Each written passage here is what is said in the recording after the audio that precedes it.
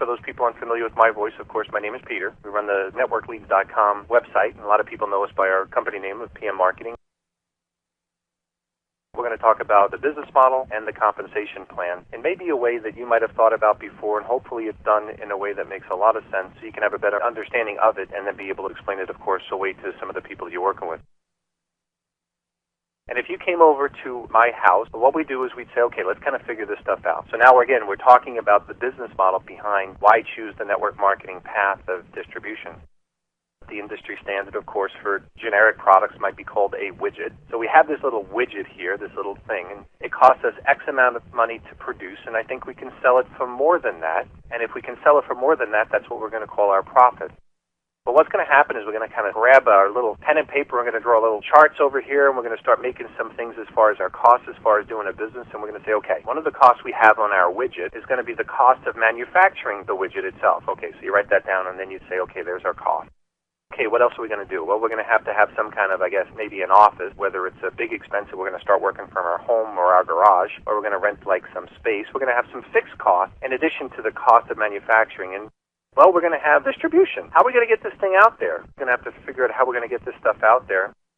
Maybe some other people will help us out. We'll have something like compensation. How much are we going to pay? A certain percentage of whatever it's going to be that we sell the widget for, if you will. We're going to need to have some compensation.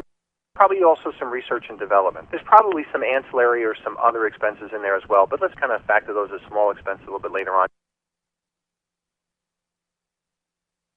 If we drew up, if you will, this pizza pie, those pizzas have like anywhere from 6 to maybe 8 slices, depending on how much you want to make it. And let's use each one of these slices, if you will, on our pizza as far as maybe some of the cross-sections of the expenses we're going to have.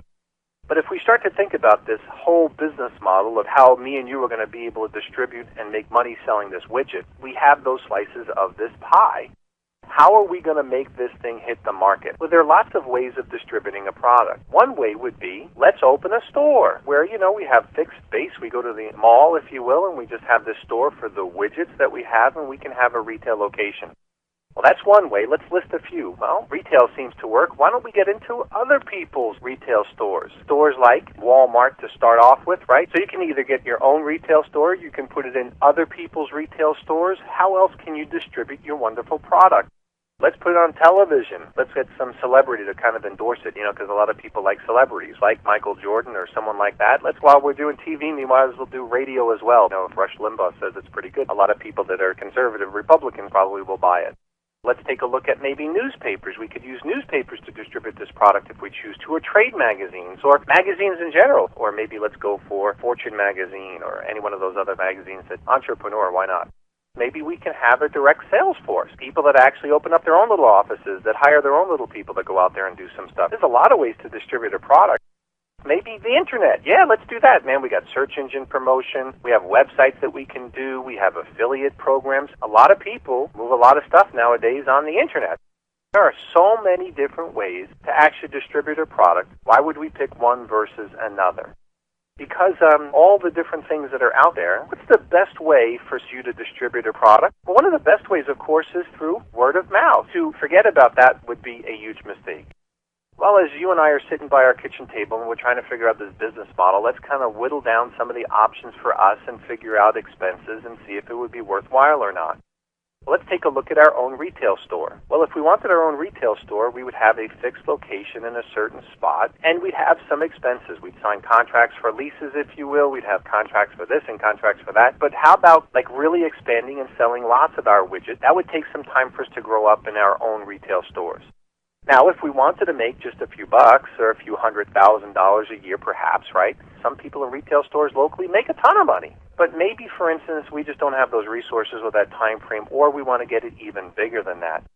Then we might say, well, let's do somebody else's retail store. Let's go to Walmart. Let's go to Kmart. Well, the challenges with that, of course, is it takes some money to get that whole thing seeded. That's a slippery slope. Anybody who's ever introduced anything into those types of retail stores know that those things are really competitive.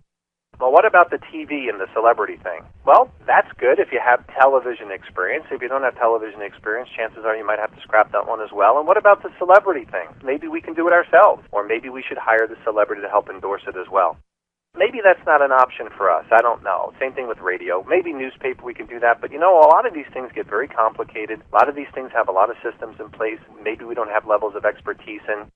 What about a direct sales force? Now, that would be really kind of cool because we can train these people. We can set up systems. Leaders can go out there and train other people. That seems like a pretty good way of doing things. So maybe we can have our own direct sales force. Internet. If you don't have a website, you're probably not going to be in business. Or you're not going to be competitive in business, that's for sure. And you're certainly not going to run anything global. So we got to definitely have a website. Maybe we have the level of sophistication to be able to handle that as well. But let's take a look at one of the best ways of actually marketing a product, and that would be through word-of-mouth advertisement. And here's what I mean. If you were in a grocery store and, we were watching kind of like what was going on there, and a friend of yours picked up a can of soup and was looking at other brand cans of soup, and both of them, similar prices or not or whatever, I know what would influence that decision-making process a lot, especially if he was one of your friends. If you said to him, oh gosh, that tomato soup is the best thing I have ever tasted, I can tell you one thing. That word-of-mouth advertising will probably beat any celebrity endorsement, any slick newspaper ad, any kind of a search engine promotion. Well, that word-of-mouth advertising works flat out great. In the best-case scenario, too, what we probably want is some sales guy there that was standing there and say, let me show you. Here's the differences in ingredients. Here's the differences in prices. Here's the warranties. If you had someone that can kind of explain it to you the same way, that would even be good, too. When you could use relationships, education, tools, training, personal demonstrations, that's pretty awesome. And that's why a lot of companies like to distribute their products through network marketing. Because with network marketing, you use the network of relationships that many people have with the ability for people to do demonstrations and explanations, to be able to give them their time, their attention, their caring, all of that sort of stuff. That's why a lot of people like to use network marketing as a business model. For those people that have maybe never had that explained, now you can actually think about it. A competitive edge would be to have someone that you know, like, and trust refer a product or service. A competitive edge would be to also be able to have tools and systems and services to be able to do presentations, to be able to actually separate yourself from maybe all the other cool things that might be happening, but that's a very effective way of building a business and a method of distribution. So that's what network marketing many times is like. So me and you were sitting down still at the kitchen table. We kind of figured out our business model. Let's take a look at compensation. On our pizza, every company that manufactures a product has to factor in how much can we afford to pay people that are going to help us move this stuff. You can't pay out more than you collect, so that's one thing. Well, there's always going to be a certain cost of goods or materials, but there's always some kind of cost of manufacturing. Then there's got to be some kind of cost for, like we said, compensation. Say, for instance, if I were going to own the company and you were going to help me, I'd say, if you help me move this widget, every $100 in widgets that we move, I can afford to pay you $30. That sounds pretty good, Peter. You're going to handle the manufacturing, the shipping, the coordination of the taxes and the insurance and the this and the that and all those other things, and you're going to pay me based on a certain percentage of the sales that I generate. And that's fair, because you didn't have to do anything except go out there and move the product. The cool thing about that from my perspective is you were the one at risk, meaning I don't have to worry about paying the $30 until you generated the dollars. If you went out there and worked really hard, it doesn't really matter to me whether it takes you 1 minute to make a sale or 10 days to make a sale. I still pay out the same $30. You're the one at risk. You figured out how it's going to take you either 10 days or 1 day. And then I get a chance to be able to collect the $100 and pay you back that $30. So say we start doing that for a while, and it starts growing like crazy. Well, then pretty soon, some of your customers that are buying this stuff, they might say, this is really nice. I really like this. Can I do what you're doing? Joe over here, one of my friends, and he's a customer. He loves this stuff. He wants to help. Well, I still can't pay out any more than 30%. But what if I give him some and you some as well? Maybe in this example, the person that does the most work in the transaction deserves most of the money. I can pay 25% to your friend, and I'll give you a 5% override. And what that means is that I'll pay you $5 out of every 100 that he brings in. He'll collect 25, and we're all happy.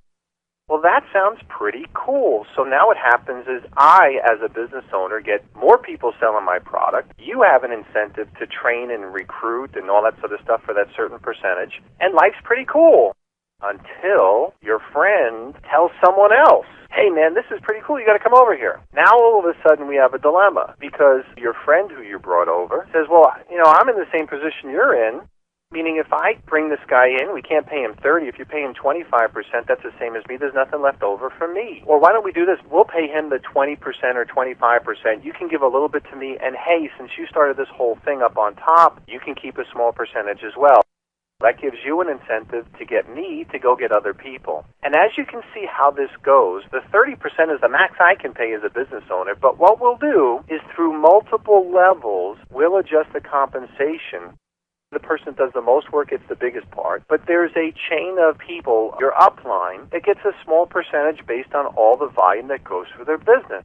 My numbers get a little bit better. Maybe I can save an extra 5% for leadership, so we can give like infinity bonuses and things like that. So now we can make sure that a certain slice of this pizza pie, which we call compensation, can actually be distributed through multiple levels. Now, we can take that 30% or the 35% or whatever it is, the maximum compensation I could pay. We can slice it up. We can dice that up. We can make different incentives and different rewards, but that's how multiple levels of compensation really work. Now, also think about the genius behind the compensation plan as well. Who in that whole entire system wants someone in that whole entire system to fail? The answer is no one. We want everyone to succeed. So if you start to think of that as well, you'd say, wait a minute, then we can actually develop a whole entire system where it's win-win. No one gets hurt. Everyone wins when everyone does better. And this is really how network marketing and compensation plans really work. So now there's a layperson's, if you will, or an elementary level explanation about the business model behind it and also the compensation plan. And then what your job, of course, would be, if you were the leader of that team, would be to create an environment where the most growth was possible. You would probably do it so you'd have sales tools like brochures and websites and conference calls and seminars and books and tapes and events all geared towards educating people in that whole entire process. With the internet and technology today, now you can even do stuff where new people don't have to worry about being very skilled. You can use archived audios, websites that talk, speakers that put stuff on CD. Now you can have your sales force really expose it to people that maybe they know, start to make money right away, and anyone could really do extremely well.